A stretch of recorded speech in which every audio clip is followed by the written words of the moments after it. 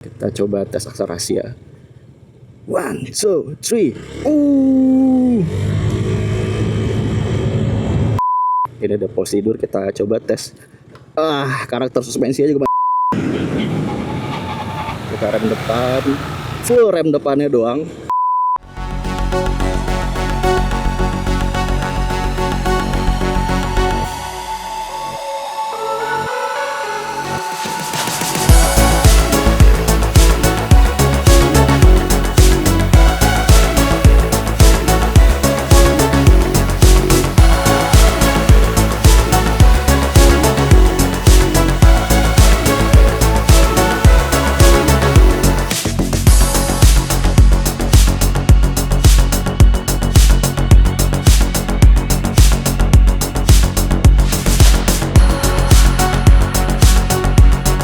Vario Evo 160 ada beberapa perubahan dari motor ini. Tapi kalau rasa berkendara kira-kira berubah apa enggak ya? Langsung aja kita gas. Woo!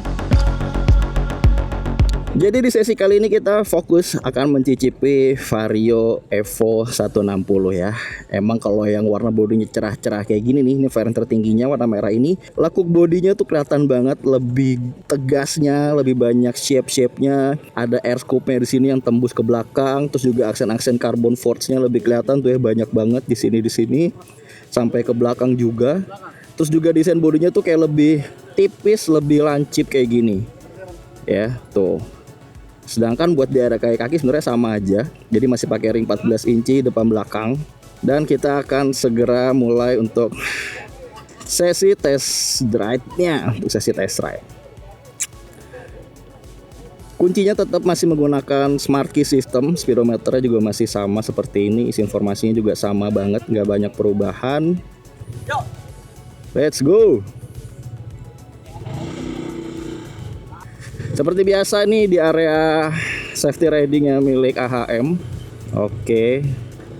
Di depan ada instrukturnya menggunakan Honda CUVe.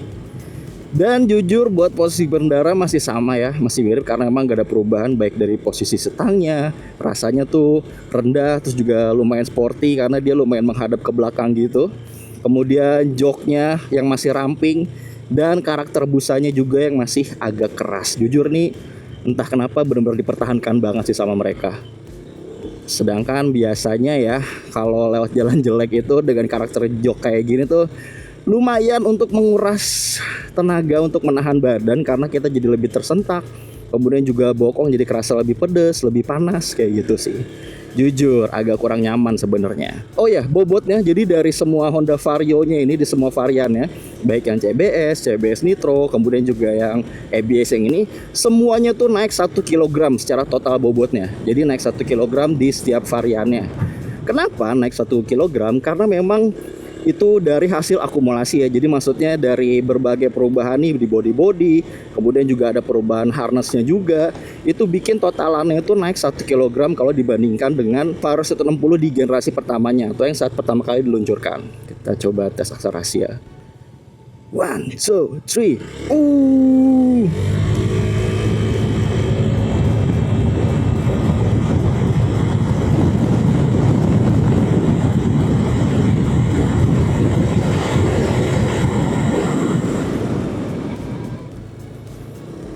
Jadi kita udah ngetes tadi akselerasinya, memang kalau dari mesin tuh dia sebenarnya ada upgrade sedikit. Jadi ada engine mapping, itu agak berubah engine mappingnya. Jadi torsinya yang tadinya tuh 13,8 Nm sekarang jadi 14 Nm. Dan itu di mesin yang sama ya. Jadi mesinnya masih 160 cc atau 156, sekian cc. ESP Plus 4 katup berpendingin cairan. Kemudian juga secara spesifikasi masih sama persis, baik basic mesinnya, kemudian juga dari CVT-nya semua sama-sama persis. Cuman itu ada perbedaan di engine mappingnya yang bikin torsinya tuh 0,2 Nm sedikit lebih besar dibandingkan dengan Vario 160 generasi sebelumnya. Kalau bicara handling sih masih nggak berubah banyak ya. Jadi karena emang naiknya hanya 1 kg, naik 1 kg ini bener-bener nggak terlalu kerasa sih kalau dibandingkan dengan naik yang bisa 2 atau 3 kg ya. Jadi rasanya handlingnya masih lincah, meskipun tanpa ada perubahan dari segi suspensi, dari ban, semuanya masih sama persis. Ini ada prosedur, kita coba tes Karakter suspensinya juga masih sama. Yang depan lembut, cuma kalau yang belakang hentakannya atau sentakannya tuh tetap lebih berasa sih. Ditambah dengan karakter busa jok yang gak terlalu empuk juga. Sayang banget sih emang. Sekarang kita rolling lagi, kita merasakan mesinnya.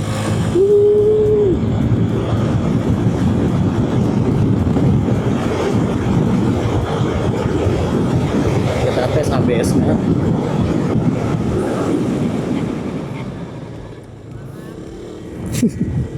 Kita tes ABS, ternyata emang dia karena dia modulnya lumayan banyak ya buat mereduksi sentakan rem depannya.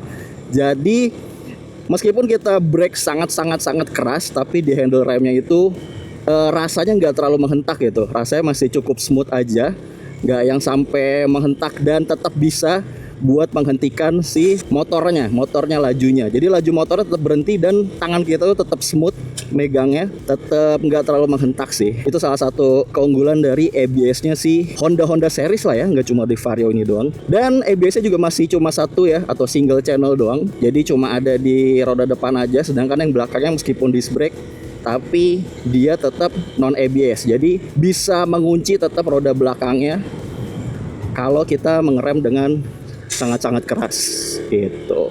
Kita rasain lagi suspensinya di sini, karakternya. Bener sih, yang belakang tuh bener-bener harusnya tuh ada improvement sih, suspensi belakang nih biar lebih lembut. Sayang sekali memang. Sekarang kita rolling lagi. Go!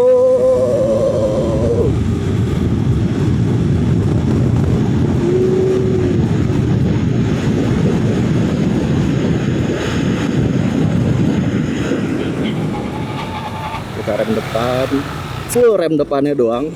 Itu benar-benar bisa mengintervensi roda mengunci itu dengan sangat baik sih.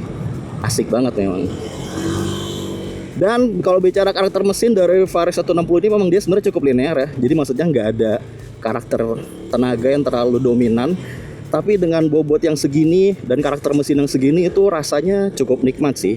Jadi buka-bukaan gasnya tuh kayak effortless gitu. Walaupun emang karakter mesinnya jadinya nggak terlalu menjerit, karena dia mencoba mengeluarkan tenaga yang cukup linear, baik di putaran bawah, rendah, sampai di putaran atasnya.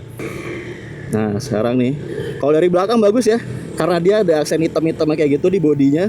Jadi kayak lebih bervariasi aja sih gitu. Desain bodi si 160 ini kerasa lebih agresif memang, karena memang karakter motor ini katanya tujuannya buat di konsumen yang lebih suka speedy gitu, atau lebih suka tentang kecepatan. Makanya karakter bodinya dibikin lebih lancip, kemudian juga dibikin lebih sporty gitu. Cakep sih memang.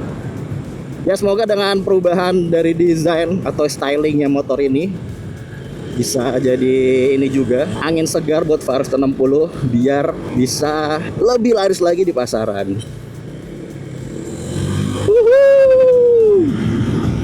Desain spakbornya juga lumayan ini ya, lumayan agresif.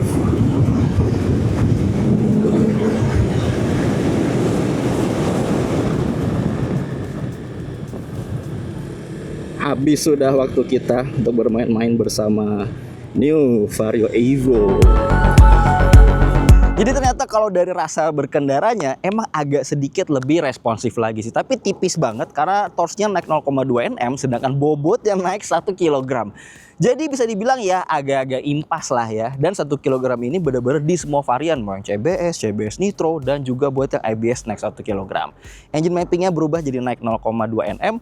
Dan selebihnya sama aja, handlingnya masih kerasa lincah, suspensi depannya masih lembut, kalau agak cornering cepet, limbung dikit, tapi kalau buat harian cukup. Yang belakang suspensinya justru agak stiff kalau buat harian, tapi kalau buat cornering kayak gini, motornya bener-bener jejak stabil banget. Remnya masih oke, performanya empuk, pakem, ABS-nya juga buat mengintervensi handle remnya empuk banget, nggak sampai menghentak.